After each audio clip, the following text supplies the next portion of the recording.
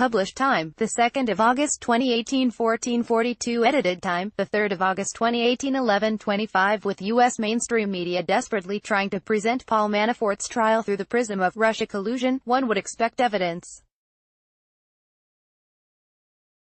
But so far, the prosecution has proved only the lobbyists' questionable taste. Manafort is the first member of Donald Trump's campaign team to be indicted by special counsel Robert Mueller and brought to trial. While Mueller's investigation set out to find evidence of collusion between the campaign and Russia, Manafort is accused of bank and tax fraud, unrelated charges dating back to his work as a lobbyist for ousted Ukrainian President Viktor Yanukovych over a decade ago. Nevertheless, the mainstream media have been jumping for joy. Finally, Mueller gets a chance to put the Trump team on trial over Russia.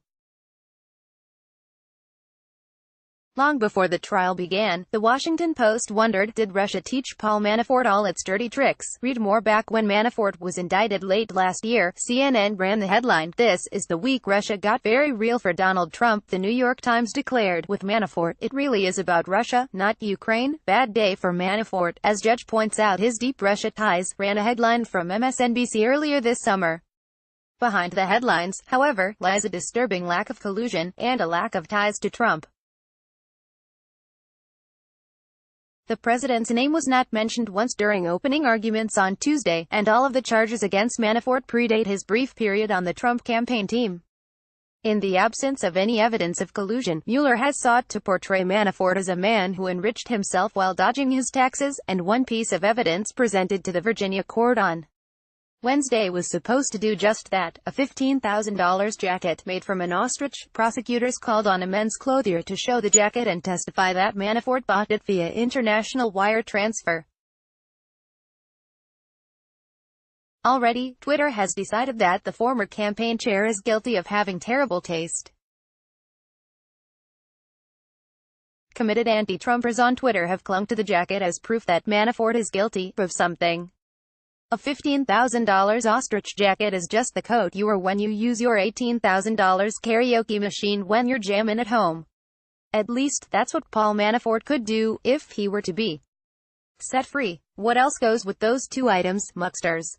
pic.twitter.com/hisakawa5 muckmaker @realmuckmaker. August 1, 2018. Paul Manafort was charged with bank and tax fraud after purchasing a $15,000 ostrich suit jacket among other items. When you're wearing suits made of cartoon animals, you're clearly guilty of something. Download, subscribe to Hard Factor, https://t.co/zit@3bp. pic.twitter.com/i51sm6ghx. Barstool News Network @Barstool News. In August 1, 2018, prosecutors also showed off Manafort's other questionable clothing choices, and revealed that he purchased a $21,000 watch and a $2 million house. He is accused of lying about his foreign lobbying income to get approved for bank loans in America.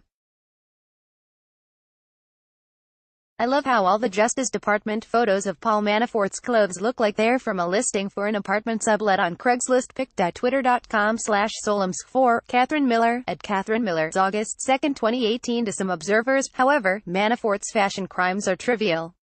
After more than a year, and with no evidence of Russian collusion in sight, one ostrich skin jacket is not likely to topple the Trump presidency, and fashion crimes are still not an impeachable offense.